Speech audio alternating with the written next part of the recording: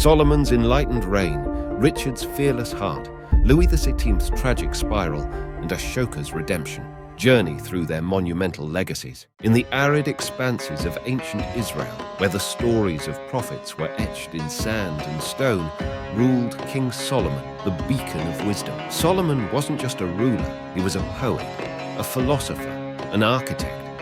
His cities gleamed with wealth, but it was the magnificence of the Temple of Solomon that became the testament to his grand vision. Yet, it wasn't this splendor that solidified his place in history. It was his unparalleled wisdom. One fateful day, his court echoed with the wails of two mothers, each claiming a baby as her own. Solomon's solution was a terrifying proposal: to divide the baby in two. As one mother's heart quivered in agreement, the other's heart cried out in genuine maternal love, ready to lose her claim just to save the child. In that cry, Solomon discerned the truth. But wisdom, vast as the oceans, couldn't guard Solomon from his own follies. His heart, entranced by foreign princesses, drifted from the ways of his people. With these alliances came alien beliefs, diluting the faith of a kingdom.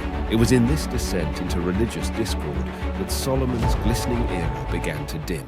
Journeying to the windswept lands of medieval England, we meet King Richard the Lionheart. To many, he was the embodiment of valor, a knight with an unyielding spirit. His defining moment came not on English soil, but in the blistering heat of the Holy Land during the Third Crusade. At the Battle of Ashoka, when hope seemed like a flickering candle amidst a tempest, Richard's valiant heart roared.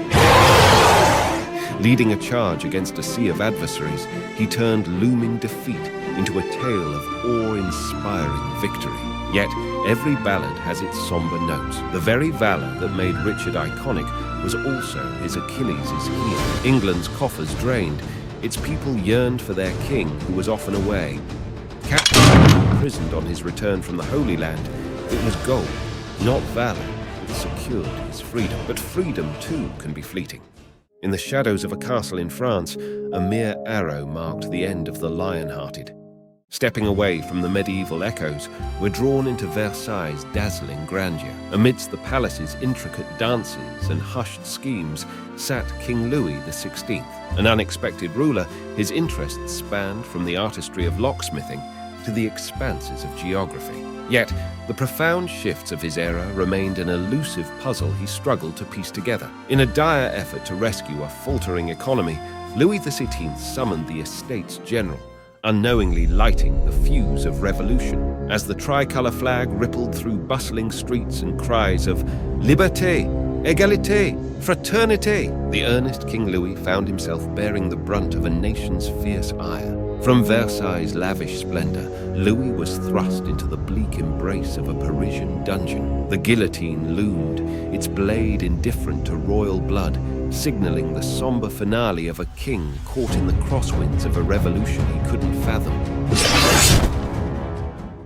Leaving behind the cobblestone streets of Paris, we venture into the heart of ancient India. Emperor Ashoka, the fierce warrior king of the Mauryan dynasty, casts a long shadow. His insatiable ambitions painted the subcontinent with the hues of conquest and blood. Yet, it was at Kalinga, where the fields were painted red with the blood of countless souls, that Ashoka faced his reckoning. The staggering cost of victory weighed on his conscience. Ashoka's spirit underwent a profound metamorphosis. Ashoka, turning to Buddhism, he sought to conquer hearts, not lands. His stone edicts, spread across his vast empire, carried messages of love, tolerance, and dharma. The once ruthless conqueror became history's most unique exemplar of redemption.